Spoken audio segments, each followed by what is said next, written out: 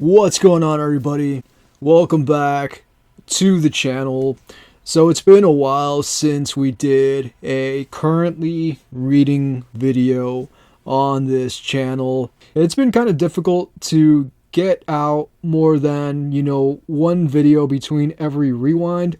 Ideally, I'd like to drop like 2 videos, and then have a rewind to kind of recap everything that I read for a certain month. But I've been extremely burned out. I'm experiencing like pretty hardcore burnout, and it's been really difficult for me to just even get one video out. And I'm trying to work through it and trying to spend more time kind of relaxing a bit to try to take care of my mental health and my physical health and whatnot, so that I don't completely just burn my body out entirely. But I still like doing this, I still enjoy making videos. I've been running this channel for almost 4 years. By the time that this video comes out, I might actually be at 4 years, because I started this channel initially. The first video I dropped, I think, was like May 8th, 2021. And yeah, I've been doing this for almost 4 years now. And I think this is even going to be like the 4th summer currently reading video on the channel. This is either going to be the 3rd or the 4th. I don't even know, to be honest with you, but it feels awesome to still be able to do this 4 years deep. And I got some pretty decent volumes of manga here that I wanted to talk about. I think every one of these was at least a 4 at minimum. I don't think any of these were like a 3. And so yeah, let's fan these out, and I'm going to talk about each and every one of these. 5 different volumes. I'm going to give you my thoughts on every single one of them. If you've read any of these, I would love to know what you think about them. Alright, so right off the bat, we've got Shimazaki in the Land of Peace. So this is written by Goten Hamada and drawn by Takeshi Seshimo. So this is a story that I actually really enjoyed. So pretty much everything that I'm talking about here, I also talked about in my March rewind. I had initially wanted to get these out as a spring video.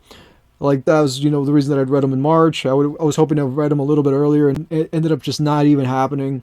Almost all the plans that I've had for this channel have just been pushed way out. Like, I've got months worth of content, given that, like, I'm really only getting out, like, 1 or 2 videos a month. But, Shimazaki in the Land of Peace follows this dude right here, Shimazaki, who, when he was a kid, a plane that he was on was hijacked by a terrorist cell called LEL, and a bunch of the people that are on this plane with Shimazaki are killed, and Shimazaki and a handful of survivors end up being essentially indoctrinated by this group of terrorists, and he ends up going on like missions and whatnot for this group of terrorists to essentially commit acts of terror and to kill people and whatnot. And we pretty much follow him. At the time that he was kidnapped, he was 9 years old. At the time that the story takes place, he is 39. So he spent like 30 years of his life as an asset, for this cell, as somebody who was, I guess, like indoctrinated or whatever into this belief system. Though he never fully adopted it, because he ends up escaping at one point in time in his life. And people that have escaped from the LEL end up moving to like Japan, I guess. Like, I guess people that were Japanese end up moving to Japan. And they live in like these clusters, essentially called colonies, where like it's all the survivors or whatever, people that were, I guess, like slaves or whatever, had done, missions for the LEL. And Shimazaki is one of them. He lives in a cluster, I guess, in like a certain community, colony of people. And he's got a friend who was also involved in a different colony. But at one point in time, he goes to visit his friend at this separate colony and realizes that everybody at that colony has been murdered. And he ends up realizing that there's actually somebody after him as well, trying to take his life. And one thing that I do really like about this story is that it shows that, despite trauma, because this is a dude who has seen some awful things and has been forced to partake in some pretty awful things, that he has PTSD from the things that he's seen and done. And despite, this post-trauma, he wants to be a better man. He wants to essentially come out on top of it and not be dragged down by his past. And you know, it's more shown, I guess, if you will, in his actions than, you know, you being told that he wants to be a better man. You just kind of see it. You see it in the way that he acts with the people around him. Like he works as an assistant to a mangaka, but then he also works at like a coffee shop because he knows how to make coffee. And this girl who is, I think she's also one of the mangaka's assistants. I think her dad runs a coffee shop, and then he goes to work with her and her dad at her dad's coffee shop. And so he's got like two separate jobs, and that's kind of like why he's got this apron on right here. You know, I think this is from like the coffee job that he has, and it's cool to see, you know, despite the awful things that have happened to him and that he's been forced to do, Shimazaki wants to be a better man, and he wants to, I don't know if he can really, you know, it's one of those things where it's like a gray area, like a moral gray area. It's like, you've done horrible things, how, you know, how much of that blood can be washed off of a person's hands, you know what I mean? Even if they do try to make up for it in the end, you know, like the people that they murdered and whatnot, you know, how do you make up for those lives? And he does see certain things. At one point in time, he sees a girl that, I don't know, it's not really said if he killed her or if it's just a girl that he saw die or whatever, but you see like things from his past. And then the LEL in this universe is actually like a huge organization that's like gaining traction, and it's like picking up members all around the world and whatnot. The story is essentially counting down to an event that's going to happen within like the next year or so. And so like between chapters, like it counts down how long until this, like, I guess, war or whatever, this inevitable war breaks out. And he ends up back in Japan, and he's at like a coffee shop. But his Japanese really isn't that great, given that he spent a lot of his time, you know, overseas in the Middle East. And you know, while he was over there, he really didn't speak Japanese. And then when he gets back to Japan, he doesn't really have like a strong Japanese accent, you know, because he spent so much of his life away from Japan. And even though he was born, you know, essentially a Japanese kid, he isn't, you know, he doesn't have that connection to the culture. And, you know, people in Japan try to beat his ass.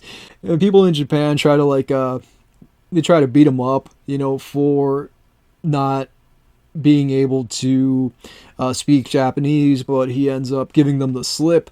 Little do they know that he could easily just kill all of them. And Shimazaki has like a tail. It's like this guy and this girl, and they're tailing him. I think because of the fact that he is former LEL. I think they all have like tails or whatever, people that just are making sure they're not, you know, causing havoc or whatever. And Shimazaki has that as well.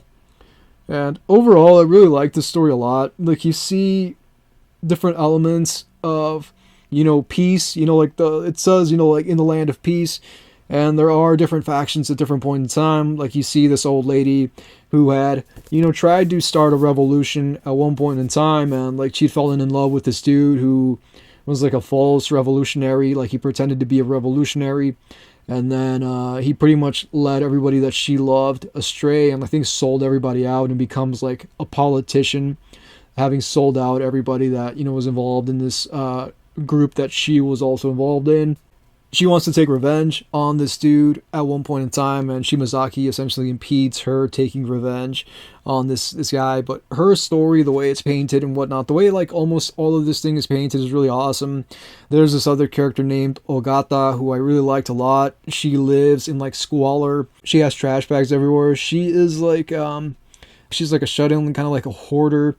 She just has trash everywhere. Like at one point in time, her and Shimazaki, Ogata and Shimazaki, go to this convenience store to get this new figure or whatever. And as soon as she gets the figure, she just throws it into her pile of junk. It will essentially just become part of her just ridiculous clutter.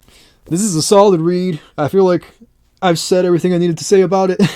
And I feel like sometimes I go a little too far. I say too much, but hopefully I didn't say too much, you know, with this one. It reminds me of like the Fable. I love the Fable. That's kind of what it makes me think of. I would even go as far as to say that it reminds me of like Under Ninja. I feel like it's a good mishmash of those two things, where like he kind of reminds me of like Akira Sato in a sense from the Fable where he's like super stoic and whatnot. He's like killed like 70 something people before going into hiding. He doesn't want to kill anybody, while he's in hiding. And then this dude as well, is trying not to hurt anybody if he doesn't have to. At one point in time, he's got like a tail, and instead of killing the tail, he just like chokes him out or whatever, so he doesn't have to kill him. So you can tell this is somebody that really wants to change the way that they were. And I'm really excited to read Volume 2. I have Volume 2 on the shelf. And I'm going to try to get to it in May, because I wasn't able to get to it in April. So, yeah, I'm excited to continue the story. I wasn't sure how I was going to feel about it. Like, I kind of went in blind, like I always go in blind with a lot of stuff. And I ended up really loving this volume. So, if you've read Shimazaki in the Land of Peace, I would love to know what you think about it. Did you love it? Did you hate it? What are your opinions? Next up, we got Nakamura-san, the Uninvited Gyaru, and this is by Sachiko Orihara. So, Nakamura-san is an adorable character. I really wanted to read this one. Like, when I saw that it was announced, like, I go in blind into everything I read, even if it is something like this, where it's just like an annoying girl manga series. Like, even with these, I just go in blind. Pretty much, Nakamura-san, though she is essentially like an annoying girl, like, she's one of those character tropes, the annoying girl ones, like, please go home, Miss Akatsu, or like, don't toy with me, Miss Nagatoro. It's like in the vein of those sorts of series. And I'd say it's probably closer to Please Go Home, Miss Akatsu, where like this girl goes into this dude's house and refuses to leave. Or not really house so much as apartment. Like, he has an apartment and she like forces her way into his apartment and like will not leave. That's kind of like what this series is. There's no nudity in it, as far as I know. So if like it's something you're kind of worried about, you're gonna go into it and it's just gonna be like just full on, adult themes throughout the whole thing. There are like suggestions of adult, sorts of themes, but nothing happens between these two characters. There ain't no hanky panky. Yeah, nothing happens between them. There's nothing sexual that happens between these two characters. Though it's like, there's that kind of frustration where like they kind of like each other and it's kind of there. But what the funny thing is the lead in this, Akiyama, is one of those like dense as all hell characters. He's in 2025. We're still doing that. We're still doing the dense character thing, where the girl like kind of has like an almost tsundere sort of a thing, and the dude's still like, oh, what's your problem? I don't know what I did. What did I say? You know what I mean? Like, it's so, they're so oblivious, like, where it's like extremely annoying.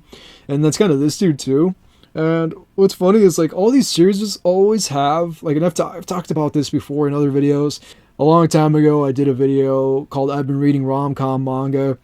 And like, that's one of those tropes, and like every single rom-com manga ever, they all have it, where the girl falls for like no reason whatsoever. She falls and the dude's like there to catch her. And he's like, oh no, you're gonna fall. And he catches her or whatever. And then she's like suddenly falls in love with him because he caught her while she was falling, or he calls her beautiful. And like, I guess nobody in her life's ever called her beautiful. So now she's in love with him. That's like every one of these series, dude. But like, I can't stop reading them. It's such a stupid trope, dude, but it's hilarious to me. I don't know, man. I'm not fully a hater. I just find it hilarious. Like, sometimes, like when you just watch a bad movie and it's bad, it's a train wreck, but like you watch it because it's a train wreck, and it's just gonna be a good time. Like, you already know what's gonna happen. You already know the tropes and whatnot. But one thing I do like about Nakamura-san is that, well, she is essentially like an annoying girl. Like, she's a Gyaru take on the annoying girl thing. But there's another series too that's kind of like that, which is My Girlfriend is a Gal, or whatever. I've never read that though.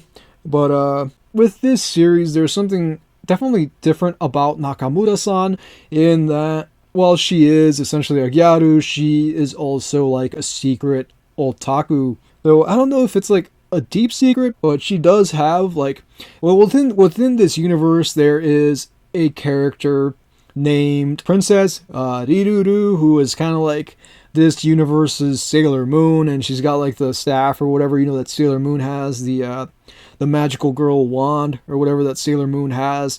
This Princess Riruru character essentially has that, and Nakamura-san is in love with that character, and she has like a limited edition Princess Riruru wand that she shows to Akiyama, and Akiyama is essentially like a huge nerd. He and his friends, which includes like a girl, he's got a girl in this like party of friends or whatever, and they all get together like once a month, and they have like this sort of like D&D, I think it's D&D, I can't remember, but like they play like an MMO together. Yeah, like an RPG MMO, sort of a situation. They play it together, and once a month they all kind of congregate and whatnot. And it's cool, because like they're all different ages, and it's funny in that I used to be really good friends with this girl who was in kind of like the same situation, but like her and her friends would play like Monster Hunter World. Like she and her friends would play that, and then they would as far as I know, I don't think they ever got together, but like they would, be in chat rooms or whatever and just playing Monster Hunter World together. And that's kind of what this made me think of. It reminded me of her and her getting with her friends and playing that game, and and just kind of like having like this whole party, all of them, being from different parts of the U.S. and whatnot. And it's kind of like what goes on here. And they're all different ages. They're not all the same age because they met on this game that is kind of like a fantasy MMO game. And she joins him, Akiyama, one night as they go to do like this otaku sort of meeting, and she really doesn't know what an otaku is. She tries to, I guess, like get into cosplay and try to like understand more of that culture, because Akiyama is pretty much like deeply embedded in that world. So she wants to also kind of learn, wants to become a part of it, wants to start playing the MMO as well. She's a little jealous of the other girl that's in the party, even though there's nothing between her and Akiyama, between the girl and Akiyama. But there might be, in Volume 2, it might turn out that like she likes him or something, because that tends to happen in these series when they try to build like a harem. But it hasn't happened yet. I'm just saying it could potentially happen in Volume 2. I don't know for a fact, though. Like I do have Volume 2 over there on the shelf. But yeah, I do actually really like the series. It's not bad. I like the subversion, because it's not just this girl that comes over and she's annoying, like in Please Go Home, Miss Akutsu, where it's like super duper repetitive. She just comes over, annoys the hell out of this dude, and then gets all flustered when he says something to her. In this, that kind of happens as well, but they're a little more friendly. They work together. They work at a restaurant. I'm pretty sure it's like they work at a restaurant, and she's like super duper popular. Like all the dudes sit at the tables or whatever only really want her to be their server. They don't want Akiyama like coming to their table. There's another dude there too that like tries to hit on her, but she's got eyes for Akiyama. And I think at one point in time, what ends up leading to her liking Akiyama is that she was singing the theme song, I think it was, for Princess Riruru, and he overheard her singing it, and he's like, just off the cuff, was like, oh, that's, insert whatever. And then from then on, she wanted to get closer to him and get to know him better, and that's kind of what leads to them uniting and whatnot, and her kind of forcing her way into his apartment. There really isn't too much more other than that. It's pretty much standard rom-com-ish, I guess, annoying girl manga, where I'm pretty sure over time they're going to get a lot closer and whatnot. But it's kind of episodic, I think a lot of these really are just kind of episodic, where like a thing happens. It's all disjointed, but there is kind of like a loose sort of a narrative that runs through the whole thing. But yeah, not a bad series, dude. No nudity or anything like that. So if you're worried about that, like thinking it's just going to be another like super duper fan service heavy story, this really isn't. It does have a little bit of fan service, but it's not like super duper over the top. It's not like Chain Soldier or like one of those series. So yeah, definitely this is a fun read. Alright, so now for one of the biggest surprises of this video, we got DRA-Q by Chiyo. This was an ungodly amount of fun. This was so much fun, dude. Pretty much we follow this vampire girl right there named Amelie, and then there's also a dude named Paco. I thought we would see his face, but we don't really see his face. You just see like the back of his head. This series is unforgivably irreverent. It reminded me so much of JoJo's Bizarre Adventure.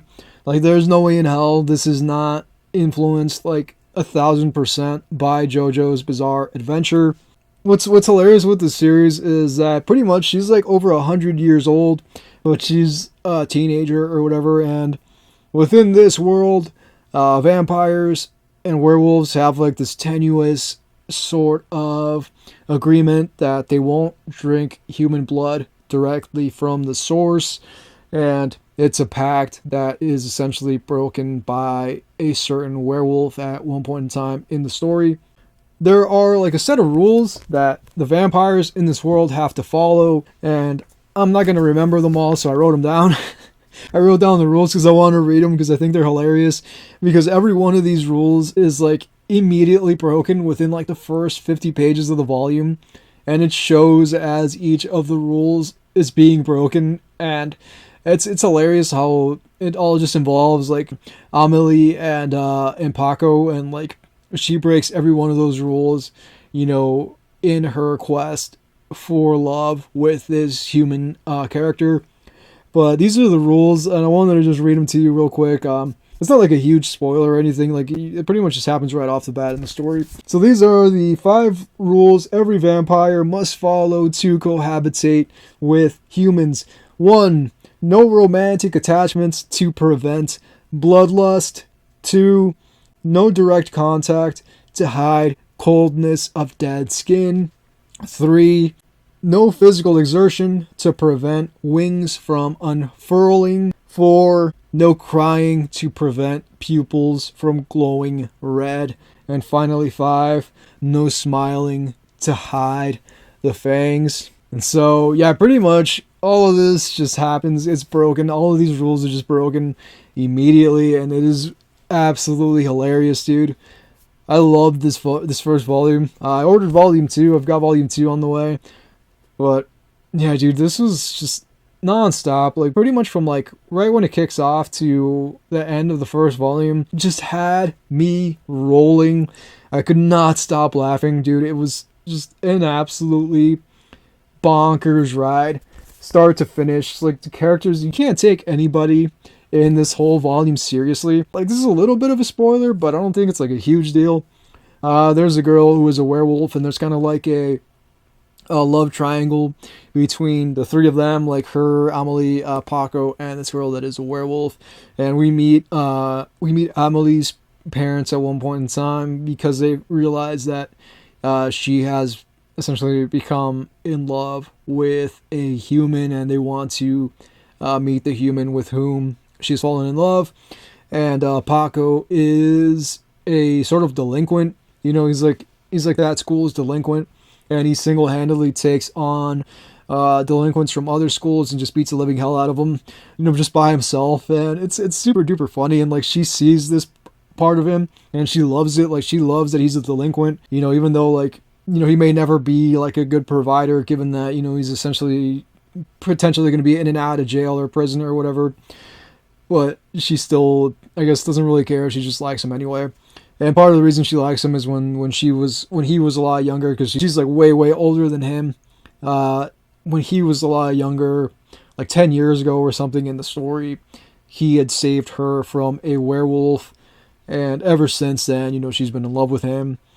And at one point in time, you know what, I don't know how much I want to spoil, but there's a scene at one point in time where there's a certain character kissing a severed head. And that's kind of like the point where like the story just went completely off the rails, as if it hadn't already, you know, gone off the rails, you know, with the other ridiculous stuff that happens, you know, just like at every point in time, like through this series or like through this first volume, where you think like, what in the hell could possibly happen, you know, to just make things worse. And then it happens, like something happens that just absolutely blows the last thing that you thought was the most ridiculous thing that could have happened out of the water, and then that becomes the most ridiculous thing that could happen. And yeah, dude, it's literally just like a series of like, how much more ridiculous can this story get? But it's so much fun, dude. This is an absolute blast to read. This is definitely one of the most fun series. If you like JoJo's Bizarre Adventure, you know, like especially like you read part 1, you know, with JoJo and Dio. Like, I think that you will like this. It's not as, you know, flamboyant, you know, as that series. I might even say it's not even as over the top as it. Kind of reminds me of like Bakemonogatari, because in Bakemonogatari, like, you have vampires as well, and that series is super irreverent, though that's like a little bit more, I guess I'd say, intelligent. It's like a lot smarter. It's a much more narrative, driven story and whatnot, whereas this is like, I think, just slapstick humor. And obviously I think that Chiyo takes this story seriously. This person's Chiyo obviously probably really cares, about this world that they've built up, but it's definitely like, in terms of the world itself, it seems super irreverent, you know what I mean, even though it is something where it's created to just be non-stop shenanigans. You care, that the creator obviously cares about the characters, cares about the world that they've built and that they are building. And yeah, I can't wait to read Volume 2 and see, given what happens at the end of Volume 1, it really makes me want to read Volume 2 just to see what the hell happens from where it ended off on Volume 1. So yeah, dude, if you've read DRA-Q, I would love to know what you thought about it. Tokyo Alien Bros. This was one of those series that really took me by surprise. Like, I didn't know what I was getting myself into when I started Tokyo Alien Bros.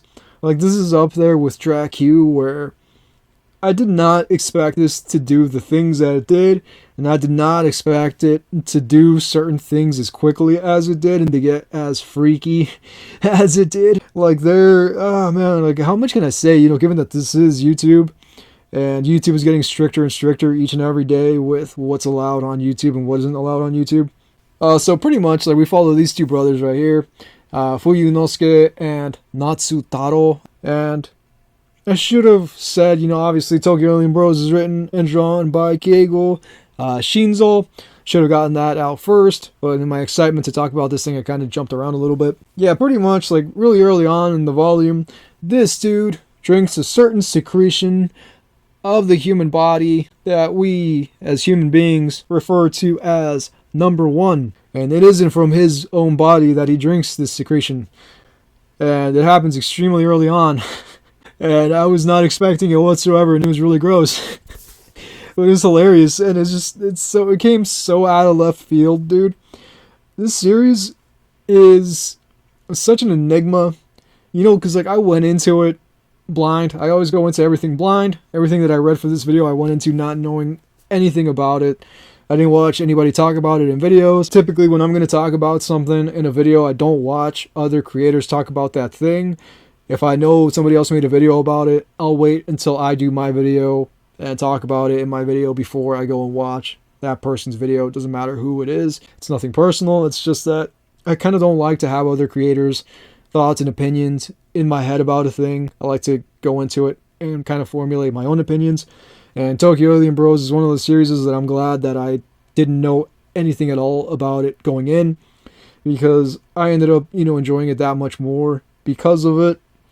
It's a great, kind of a juxtaposition that we have here between these two brothers, where you got Fuyunosuke, who has essentially almost, I want to say, perfectly assimilated into just being a regular human being. Forgive me the pun, but he is pretty down to earth. Whereas his brother, Natsutaro, really isn't doing too well for, assimilating. So Fuyunosuke, well, I said, like, he does a pretty good job of essentially assimilating into human culture and pretending to be human and whatnot. The reason they're even on Earth to begin with is that, he had come down on a mission. Fuyunosuke had come down as a part of a mission to, check out Earth and see if it was, a good place for habitation of this alien race to which both brothers belong. And, it's a race where, like, they're, like, just these huge sorts of blob creatures, and if they touch a thing, they can gain all of that thing's memories, or even just, like, desires, wants, whatever. And he essentially uses that to get with girls and whatnot, to do freaky things with girls. Like, one of the first things that I mentioned when I started talking about this series. And for the most part, he's like the most passing, like the most human passing of the two brothers. Only he does things like this where like he's eating paste, he drinks bleach and whatnot. He walks around with like a bird cage as like a handbag. And so he does things to where like he is extremely human, but then he does things that, make him just seem weird. But to his friend group, and he has, friends and whatnot, he's assimilated to the point where he's got like a whole friend group of like college friends. And to them, he just seems like an eccentric, because he does weird things. So they just consider him an eccentric, and that's kind of it. And then Natsutaro has a more difficult time sort of blending in and, joining society. He kind of just walks around with a bathrobe and becomes kind of like a shut-in, doesn't really go out, becomes kind of like a hikikomori, and he like jumps on like internet message boards and just sends like really weird cryptic messages to people. And it's pretty cool, to see that juxtaposition between these two brothers, how like there really are just like day and night. And you learn a little bit more about why this dude is sent to Earth after him, because it's kind of painted like he went to Earth because his brother Fuyunosuke, strayed from the mission that he was sent to Earth to complete. He was supposed to go canvass Earth and see if it was a good place for their, race to eventually invade and essentially take over from the human beings and make it their own, I guess if you will, world and whatnot. But he falls so in love with human society and whatnot that he just puts that mission off and decides to essentially live a human existence. And it's a fun volume, dude. Like, I have zero complaints about this. I think I gave this a 5. This is the same creator who did Hira Yasumi. I don't know if I mentioned that yet or not. I have Hira Yasumi on the shelf, and I'm really looking forward to reading it because I absolutely loved this first volume, and I actually ordered volume 2 as well of Tokyo Alien Bros. So I plan on keeping up with this. Like, I think like as soon as like each volume drops, as soon as I get my hands on it, I'm just gonna like fully just jump right into it and read it. It's not gonna sit on the shelf for like 6 months. You know what I mean? These are gonna be read as soon as they arrive, because I had so much fun with it. It's kind of like a slice of life, but with these two brothers, and kind of like Natsutaro. It's kind of like the culture shock sort of aspect. Like when you go to another place and you have like severe culture shock, depending on how different that culture is from whatever you may be used to. He's kind of that, he's kind of like that person who goes to this place and everything is so different to what he's used to. And what's funny is like they can't eat like salt, like a lot of salt. If a thing, like ramen or whatever, the ramen broth like has too much salt, it will dissolve them, kind of like a snail, like a snail, like salt destroys snails. That's kind of like them too. They have to test the saltiness of like literally any dish before they eat it. I've got zero complaints with this story, dude. Enjoyed the living hell out of it. Like, their two personalities are so distinct. He goes on a date at one point in time, and then he like tags along. I don't want to say tags along, but kind of like tails him. And then at one point in time, they end up hanging out, even though he's supposed to be on a date. And then the date like slaps him or something like that, or throws flowers at him that he had given to her. No, it's so random, dude. It's absolutely fun. It's just nonstop shenanigans, but at the same time, it's kind of like a slice of life, and you meet all sorts of like kooky, weird, sorts of eccentric characters that are like human characters. And there's this one lady who's like a psychopath, and they try to give her this dog here, and she just goes absolutely bananas and tries to attack them. And yeah, I mean, it reminded me of other things as well. Like, it made me think of like Third Rock from the Sun, which is a show that I used to love when I was a teen. Well, not even a teenager, when I was a kid, because it used to come out in the 90s. Like, it reminded me of that. Like Under the Skin, which is a great film, one of my favorite films ever. Drama Queen, which is also about aliens, and it even reminded me of Dead Demons, Destruction. But yeah, if you've read Tokyo Alien Bros, I would love to know what you thought about it. Alright, last volume we're going to be talking about today is Mujina, Into the Deep, by one of my favorite creators ever, and that is Inyo Asano. In my opinion, Inyo Asano is one of those creators who like just doesn't miss. He also did Dead Demons, Dead Destruction, which is another banger series that got turned into an anime. I wouldn't be surprised if this eventually gets an anime as well. I loved this first volume. I'm pretty sure this was a 5 out of 5 for me. You know what? When I went into this, like, I thought we were going to follow her. This character here on the cover, her name is Ubume. I thought we were going to follow her, but the story actually kicks off with another girl who is, like, underaged. I'm not really sure that it says how old she actually is, but I think she's, like, 16 or something. And we pretty much follow her as she is being unwittingly led down a road of prostitution. She does not know that. She just kind of thinks that she's going to be kind of like I guess like an idol or something like that, or I think that's kind of like how it's painted to her. Or she's just going to go on dates with these dudes, but she ends up, you know, being sent to this hotel room where there is a, I guess, rock star sort of a character who we're informed he likes him young, you know, given that this girl is pretending to be older than she actually is.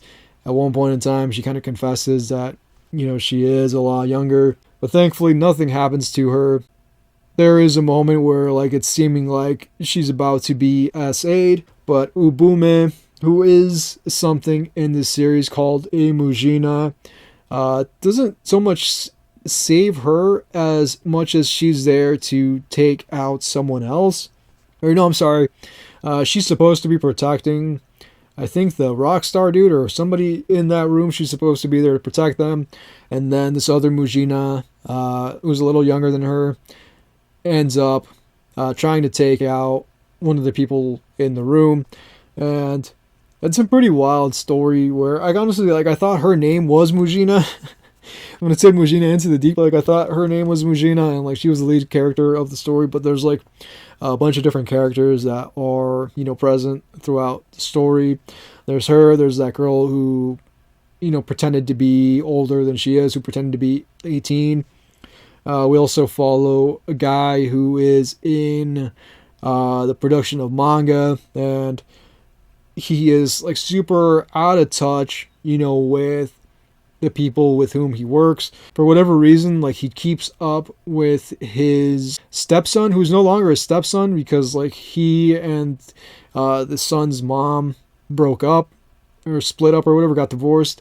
So there's really no reason for them to meet, but he keeps meeting with him just to see how he's doing. So it kind of shows that he's really not, like, a terrible person. He's just sort of detached from the way that, you know, things are done, and kind of detached from the way that the younger generation kind of sees Mujina. And I feel like this story is also kind of a commentary on, you know, Gen Z, because a lot of the characters in this that are, like, essentially, like, Gen Z age, I think kind of act in a sense the way that real life Gen Z act, you know, where, like, every time you hear anything about Gen Z on the news, it's always negative.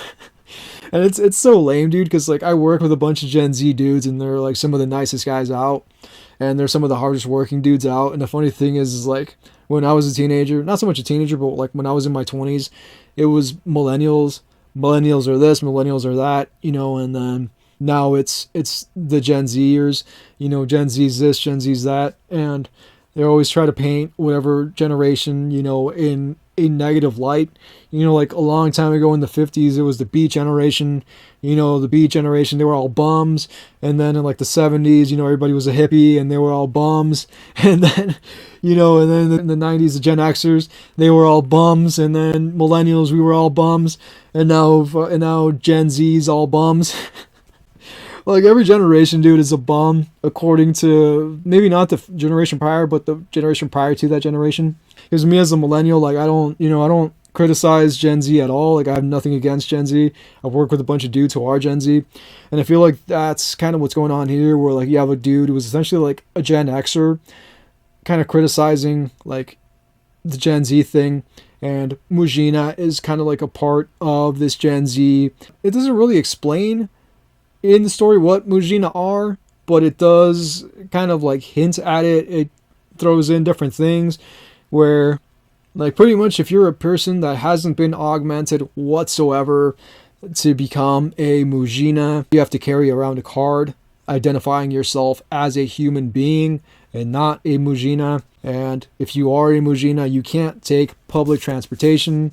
Like, you can't take the bus, you can't enter a restaurant, you can't go grocery shopping. There's like a laundry list of things that you can't do as a Mujina. People that are Mujina are essentially used to like carry out hits and be assassins and whatnot, because like Mujina can't be arrested, they can't be hired or whatever, they can't hold jobs. So it's really weird, the whole sort of structure around becoming a Mujina. But the Mujina within this world are all essentially kind of like hitmen, because as far as I know, like, I don't think we've met any Mujina yet in volume 1 that weren't in some way or another involved in some sort of like shady business. But you have like no rights, you have no human rights, like you're essentially stripped of your humanity when you become a Mujina. Pretty much at one point in time, like Ubume and this other Mujina are in this like penthouse or whatever with the dude who was the ped who's trying to essentially assault the young girl.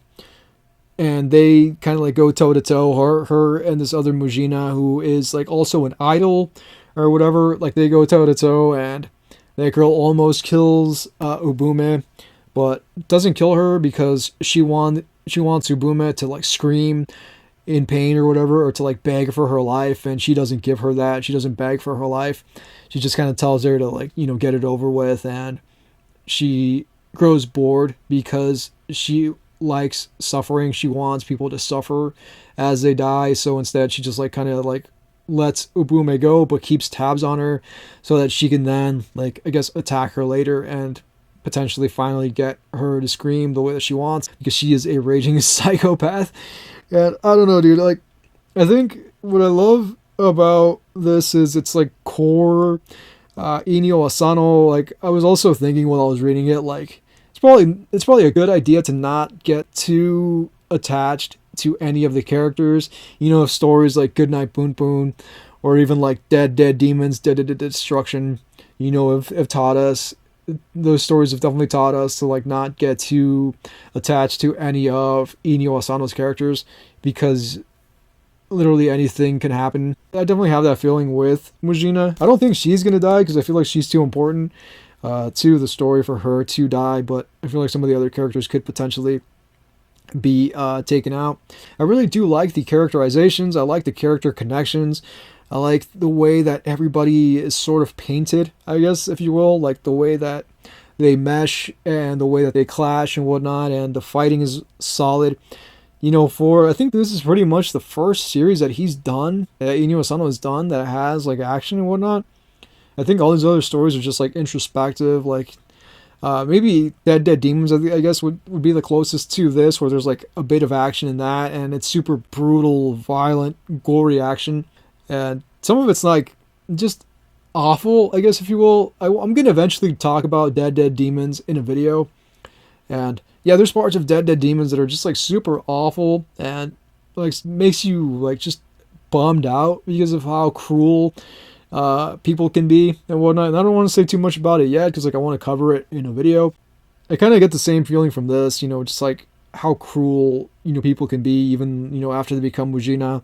And like, there are certain restaurants that will allow Mujina to enter them, as long as it has like a tanuki symbol on the front of the establishment.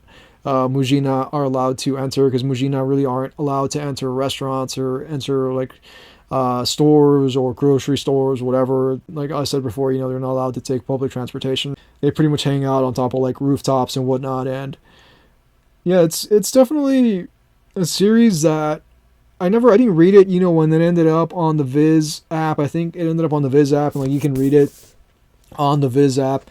But I think I'm just gonna wait for these physicals to drop, and as these physicals drop, I'll just read it there, because I'm already reading like a ridiculous amount of stuff digitally, and I don't think I can keep up with anything else digitally. So I'll just wait, for these to drop every 2 to 3 months, or however often these drop. I like the different elements of this series, as I had mentioned earlier, kind of like a social commentary as well on Gen Z, possibly, obviously Japanese Gen Z, since this is a story by a Japanese creator, maybe kind of reflecting a little bit more on a sort of Japanese, I guess, how do I describe it? A Japanese sort of interest, I guess, or even, yeah, like the younger generations not really sticking to certain things that much older generations, held tightly to. They clutched it and felt like this is the way to do things. I feel like Gen Z is a generation that's really throwing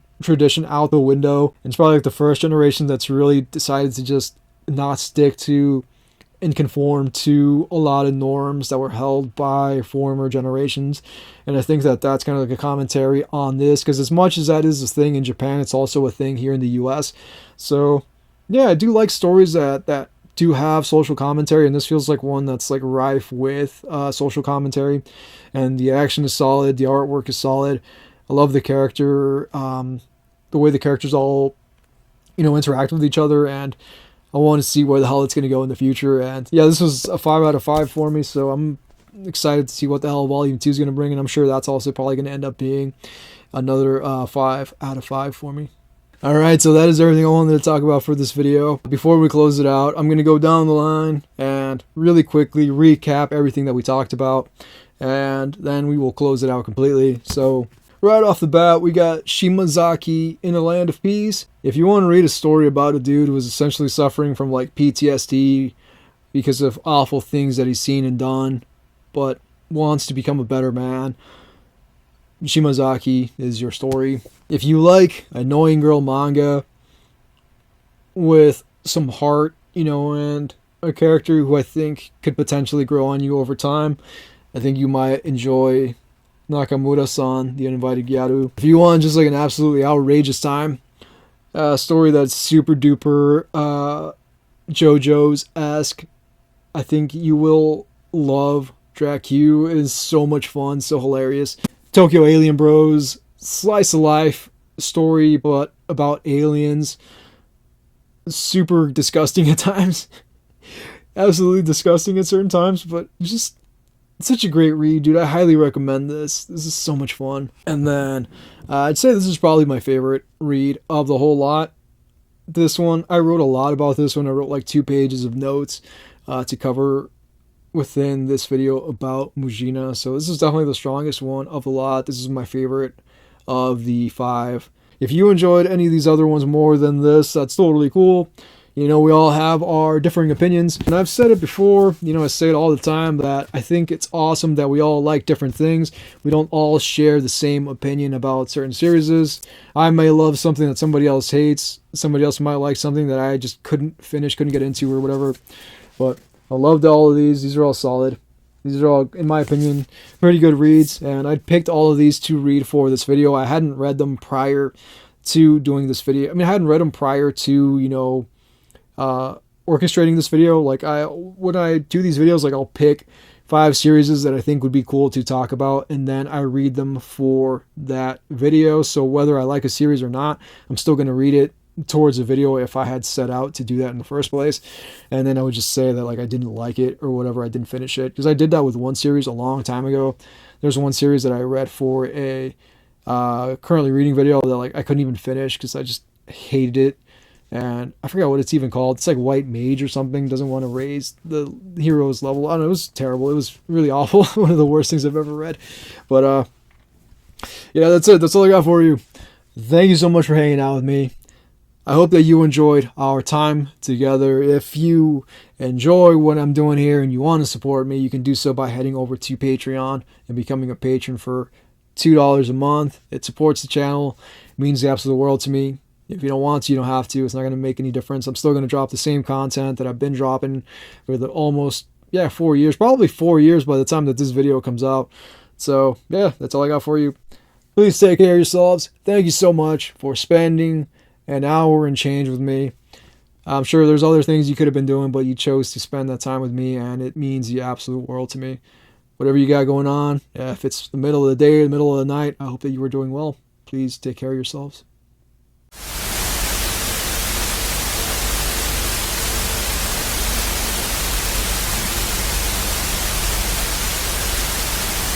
Know that I know what that's like personally. Whenever people ask me what I do in my free time, I tell them I play video games. Like, how do I tell them I make videos about manga? Will they even know what manga is?